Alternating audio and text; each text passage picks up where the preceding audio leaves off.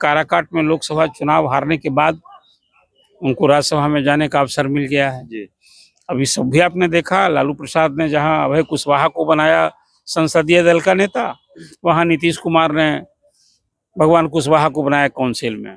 अब जो 25 सीट थी वहां जो राज्यसभा की एक सीट खाली हुई, चाहे विवेक ठाकुर के इस्तीफे से या मीसा भारती के इस्तीफे, एक सीट अभी तो हो गया है, अब दूसरी सीट पर भी तय होना है।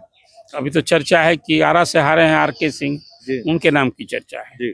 तो अब बाकी जिन नामों की चर्चा की आपने कि पशुपति पारस का क्या होगा, अश्विनी चौबे का क्या होगा, संजय पासवान का क्या होगा और RCP सिंह का क्या होगा। अब तो RCP सिंह तो चुनाव के पहले ही, लोकसभा चुनाव के पहले जो ही नीतीश कुमार की एंट्री हो गई NDA में, तब तो RCP का कहाँ कोई पूछ होनी थी। वो तो न चुनाव में दिखे, अब गांव में है कि दिल्ली में है कुछ पता नहीं, कुछ पता नहीं है।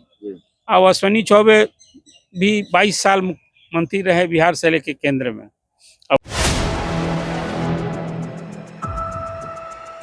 सवाल यह है कि उपेंद्र कुशवाहा का एडजस्टमेंट हो गया NDA में, राज्यसभा जा रहे हैं और उनको लेकर जो तमाम अटकलबाजी थी, तमाम तरह के कयास लगाए जा रहे थे, राजनीतिक भविष्य संकट में है। कोई संकट नहीं है उपेंद्र कुशवाहा के राजनीतिक भविष्य पर अभी मौजूदा वक्त में, लेकिन उपेंद्र कुशवाहा एडजस्ट हो गए। बाकी लोगों का एडजस्टमेंट होगा कि नहीं होगा, पशुपति पारस के लिए एडजस्टमेंट की गुंजाइश बची है या नहीं बची है, या बीजेपी ने उनके हाल पर छोड़ दिया है। RCP सिंह का क्या होगा, अश्विनी चौबे का क्या होगा, संजय पासवान का क्या होगा। अभी वोट की दृष्टि से अभी बिहार में विधानसभा के चुनाव होने हैं और आप जानते हैं कि सारी वोट में जात की राजनीति हो रही है। अब जिन 4 नेताओं की आपने चर्चा की, अब उपेंद्र कुशवाहा के लीडर हैं, कुशवाहा के चेहरा हैं, तो उनकी उपयोगिता समझ में आई नीतीश कुमार को भी और बीजेपी को भी समझ में आई। इसलिए काराकाट में लोकसभा चुनाव हारने के बाद उनको राज्यसभा में जाने का अवसर मिल गया है। अभी सब भी आपने देखा, लालू प्रसाद ने जहां अभय कुशवाहा को बनाया संसदीय दल का नेता, वहां नीतीश कुमार ने भगवान कुशवाहा को बनाया काउंसिल में। अब जो 25 सीट थी वहां जो राज्यसभा की एक सीट खाली हुई, चाहे विवेक ठाकुर के इस्तीफे से या मीसा भारती के इस्तीफे, एक सीट अभी तो हो गया है, अब दूसरी सीट पर भी तय होना है। अभी तो चर्चा है कि आरा से हारे हैं RK सिंह, उनके नाम की चर्चा है। तो अब बाकी जिन नामों की चर्चा की आपने कि पशुपति पारस का क्या होगा, अश्विनी चौबे का क्या होगा, संजय पासवान का क्या होगा और RCP सिंह का क्या होगा। अब तो RCP सिंह तो चुनाव के पहले ही, लोकसभा चुनाव के पहले जो ही नीतीश कुमार की एंट्री हो गई NDA में, तब तो RCP का कहाँ कोई पूछ होनी थी। वो तो न चुनाव में दिखे, अब गांव में है कि दिल्ली में है कुछ पता नहीं है। अब अश्विनी चौबे भी 22 साल मंत्री रहे बिहार से लेके केंद्र में, अब लोकसभा में टिकट नहीं मिला उन्हें, तो कुछ नाराजगी हालांकि भाजपा की के लिए उन्होंने दर्द जताया है। उन्होंने अब सम्राट चौधरी पर हमला बोला, लेकिन जो कुछ बोले अभी जो भाजपा की रीति नीति है वो उसके अनुरूप नहीं बोले, तो मुझे लगता है कि वो अभी मुख्य लाइन से कुछ अलग हटकर बात कर रहे हैं।